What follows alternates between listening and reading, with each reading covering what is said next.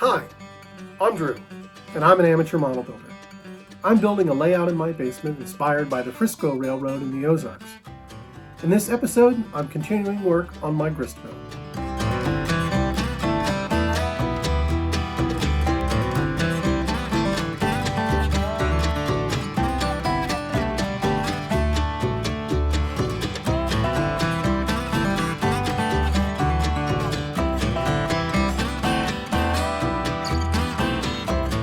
In my previous episode on the mill, I got the basic construction done. And I got some base paint done as well. In this episode, I'm going to be adding some trim, and I'm going to build the foundation and the porch as well. I'm hoping that I can get to some weathering too. So let's jump into it. I began work on the trim by painting it deck tan to match the trim on the windows. I of course started with a light gray primer. I then applied trim to the sides using CA glue. This ended up being a bit more difficult than I anticipated. I made a bit of a mess with the CA glue and had to repaint a bit to cover it up. I then applied the trim to the roof. This was even trickier because the ridges on the roof gave me very little to adhere the trim to. Of course, the final color of the roof trim won't be deck tan, but it won't show up once I finish weathering either. After applying the trim to the roof line, I was pretty unhappy with the edges, especially at the peaks. All these lines of the roof and trim pieces look like a mess. I figured the best approach to fix this was to apply some fascia board. I used some pre-formed foam from Noch for the stone foundation. Before cutting out the pieces, it was time for a new blade. I cut out the pieces I needed at 8 scale feet. The prototype has kind of a walk-out basement, and 8 feet seemed like a good height. This material is rather thick, about ½ an inch. While this will give a wide base to attach my building to, I need to bevel the edges to get the stone facade to match up. I pulled out my choppet to get a good precision score for the 45-degree angles, and I cut the rest of the way through with my X-Acto knife. A bit of sanding and trimming on the edges were needed to get the right size, but these bevels weren't as precise as I'd like. I'll experiment with some different tactics in the future. I then pulled out my magnetic gluing jig to glue up these foundation pieces.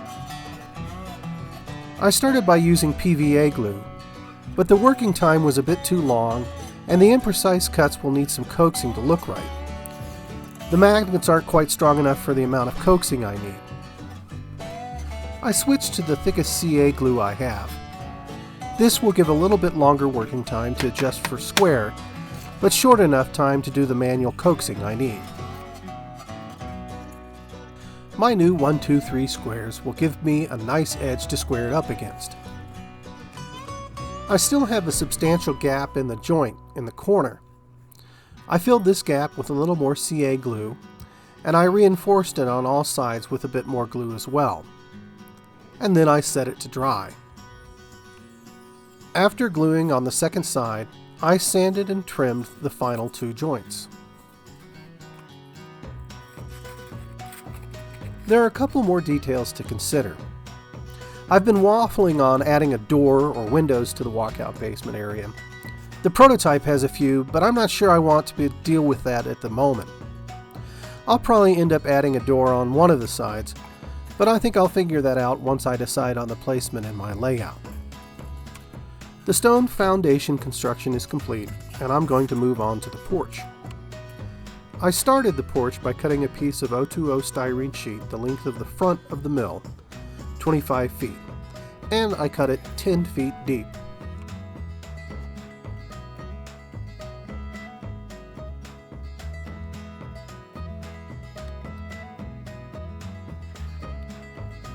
I placed the piece in front of the mill to judge this 10-foot depth.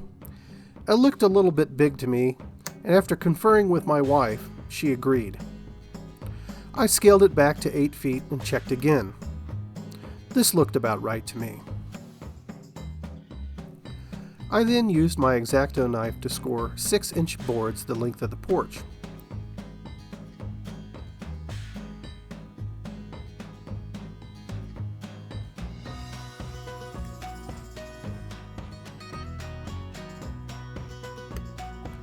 Next, I scored the boards to 10 feet.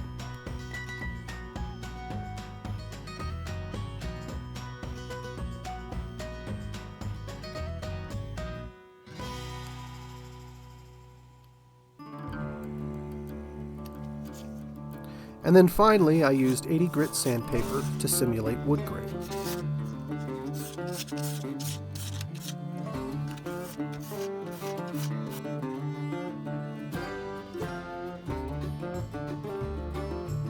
The last step in building this decking portion of the porch was to add 2x10 headers, footers, and joists.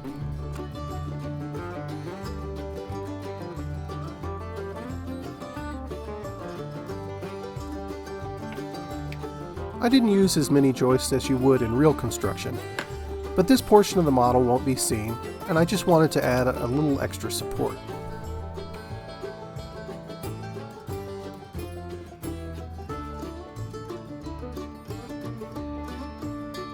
Once the deck of the porch was complete, I moved on to constructing the framing for the porch that will support the roof and the railings.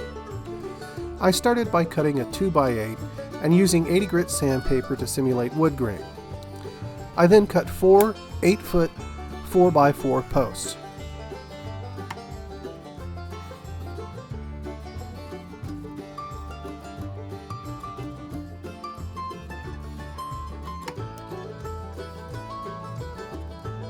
I then cemented the post to the 2x8 header.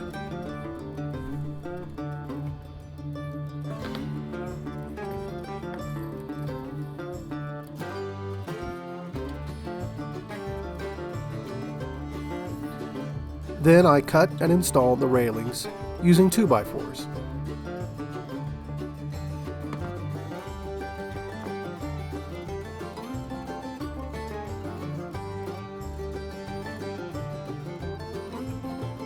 I also built railings that will go along the sides of the porch. I used a 4x4 post for the shorter railing. This railing will go along the side of the porch where the stairs will be. I did not build the stairs for the time being. I will construct them when I place the piece on my layout. The last piece of construction for this stage is the porch roof. I pulled out my planning notebook and prepped to do some math. The height of the roof where it is attached to the mill is 12 feet. The height of the header is 8 feet. I sketched this out and allowed for a foot of overhang. This yields approximately 10 feet for the roof. Of course, I could have just as easily used the Pythagorean theorem to calculate the roof size as the hypotenuse. X squared plus y squared equals z squared. 8 squared equals 64. 4 squared equals 16. 64 plus 16 equals 80. The approximate square root of this is 9, plus that extra foot of overhang. I cut my roofing material and added the ridged seams.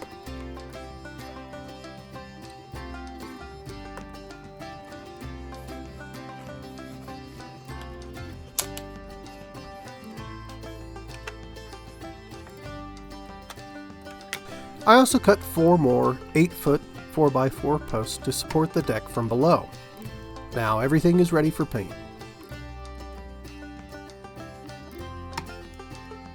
I cleaned my pieces with mild soapy water and let them dry. This step was recommended to me by a fellow modeler on the Frisco train board I frequent. Using the same sticky back foam core I used in my first mill video, see the link above, I stuck down the parts and applied primer. Once the primer was dry, I started on the base color for my porch pieces, except for the roof. I used Vallejo wood. This is a relatively bright color initially, almost orange, but we'll deal with that in time. I started weathering with a dark gray wash. I thinned Vallejo dark gray with quite a bit of water. For the support post for the deck, this is all the weathering I'm doing for the moment. Once I put them on the layout, I'll likely airbrush them with some earth tones as well. The railings, posts, and deck will get a little more attention for the moment. The dark gray wash tones down the base color considerably, and I could also likely be done with the railings and post as well, but these will be more visible.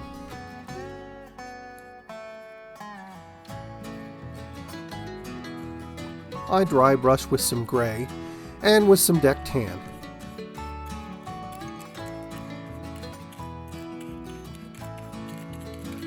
This worked well on the post and railing, but I was very unhappy with the result on the deck. My scribe lines had pretty much disappeared and the deck looked like a monolithic mush. My typical approach when I'm not happy with a weathering job is just to experiment with it. What do I have to lose? I might make it look worse and have to start over. I'd rather do that than have a subpar weathering job that haunts me every time I look at it. I started by lightly sanding the deck. This brought back the scribe lines, but in white. Not exactly realistic, but it did help some. Next, I reapplied the dark gray wash. In some cases, weathered wood is almost completely gray. I had hoped it would settle into my scribed lines and give me the separation for the boards I was after, but no such luck. In some places I sanded too much and the white styrene showed through. The wash knocked this down a bit, but I heavily dry brushed it with light gray to go even further. In some spots I borrowed a technique I learned from retouching photos. Paint teeny tiny dots with a fine brush until it has been built up enough to the tone that you want. Getting the lines of my boards back was another issue. I decided just to paint them on. It's not perfect, and I wouldn't be happy with this for the side of a building, but the porch is covered, and it was fine. Next I moved on to weathering the stone foundation. Black Magic Craft has a great video on weathering stonework, and I pretty much lifted this technique wholesale. I modified the colors to the location that I'm modeling, but by and large, I did exactly what he does. I started by airbrushing the entire piece darkish gray. I mixed Tamiya dark gray and white to a tone that I liked. I then painted individual stones randomly with Vallejo wood and light rust and Tamiya dark earth. This will create more variety in the hues of the stone and matches the Ozarks really well. Initially, this effect is almost cartoonish, but this will be ameliorated with the next steps. I then grabbed Tamiya deck tan and darkened and muddied it a little bit with some dark gray. I dry brushed this on somewhat liberally. As you can see, the dry brushing did help to knock down some of the cartoonish nature of those painted stones. Finally, I applied 3 washes to the stone. First, Vallejo dark gray, then Vallejo German black brown, and finally Vallejo Russian Air Force dark green. I might apply some other environmental details like moss or lichen or dirt around the base at a later time. Here you can see the final result of all these steps. Next up was the weathering of the building itself, but before I started that, I wanted to deal with these gaps in the trim work. I used modeling putty and an X-Acto knife to fill them in and then sanded away the excess. I then touched up both the paint on the trim and on the siding where I had been a little bit messy with the glue. Starting with the weathering, I wanted to simulate faded and oxidized paint. I mixed the burnt red I'd used for the base color and deck tan at about a ratio of 1:1. I then dry brushed this on all of the siding. Next was simulating chipped and flaking paint. For this I used a mixture of deck tan and dark gray and white. The dark gray and white were used to muddy this color up, but not make it too dark. This was very lightly dry brushed on the siding. Finally, I used a wash of equal parts Russian Air Force dark green and dark gray, thinned down with water to simulate dirt, grime, and maybe a little mildew. To help this flow, I spritzed the model with wet water first. Wet water is water with just a drop of dish soap to help reduce surface tension and let the wash flow more smoothly. The boarded windows blended with the background just a little too much. I used an X-Acto to remove some paint and then drew in the lines of the boards with a felt tip pen. My last part to weather was the roof. For this I will be using a technique called salt chipping. You can find a link to a video that demonstrates this technique in more detail above. I started with a base coat of dark rust brushed on the whole surface.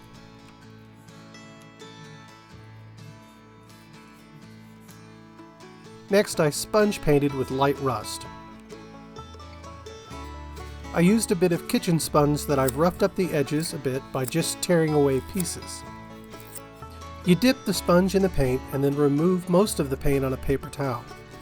How much you remove depends on how heavily you want to paint the model. As I sponge paint, I try to vary my strokes and the position of the sponge to make sure there are no discernible patterns. After the light rust sponge paint, I did a coat of orange-brown sponge painting. The use of these three colors will create a variety of tones and hues. After this underpainting of rust, I wet the model and sprinkled on coarse salt. I allowed the salt to dry and harden for a bit, and then airbrushed the pieces with dark gray as the original painted color of the roof. I made sure to get the edges well and the underneath of the overhangs of the eaves. Once the paint dried, I used a toothbrush to remove the salt.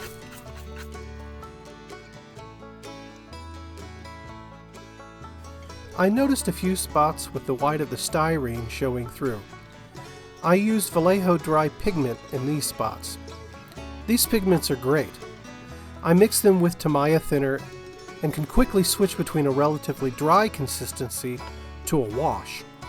With all these pieces painted and weathered, I moved on to the next stage, assembly. I dry fit the pieces and made adjustments as necessary to get them to fit together well. I cut out a notch on the front of the foundation to make room for the porch. Then I glued the porch onto the foundation.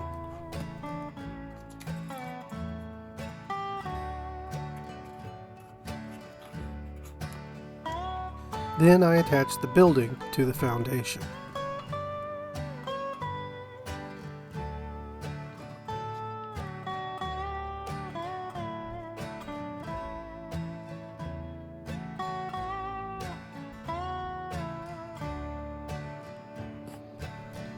Next, I attached the posts and rails to the front of the porch.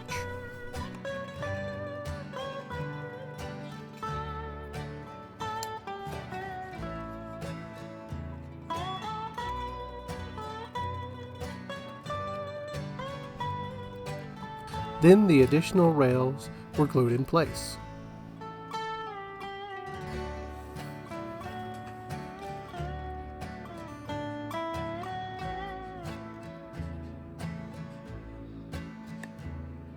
Finally, I installed the roof of the porch.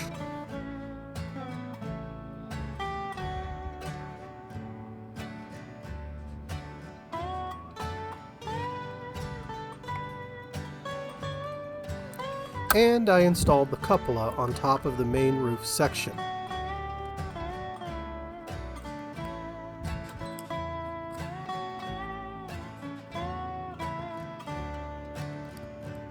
As I sat back and looked at the model, I wasn't quite happy with the roof. It looks a little too bright and pristine. I decided that a wash would be necessary. I once again used my combination of dark gray and Russian Air Force dark green. I'm still leaving the other roof sections separate for now. I do plan to add some interior details later, and I'm hoping to install a water wheel that turns, so I'll need access to the interior of the structure for that as well. I'll need to add a bit more trim, and I still need to install the support post. I'll add these at final installation. They'll need to be sized to the scenery anyway. But for now, the mill is at a stopping point, and I couldn't be happier with my progress so far. Thanks for joining me on this episode. I was excited to finally get in some weathering on my mill. It really is my favorite part of modeling. It's what really brings the models to life and allows for a lot of creativity, problem solving, as well as storytelling. You can find me on Instagram, Twitter, and Facebook, and all those links are below in the description. You can also find links to the tools and the materials that I use in my model making. If you enjoyed this content, please leave me a like. It helps me know what kind of content you guys are interested in. In next week's episode, I'm going to be going back to my cement car and be doing some weathering there. So join me next time as I continue building the White River Line.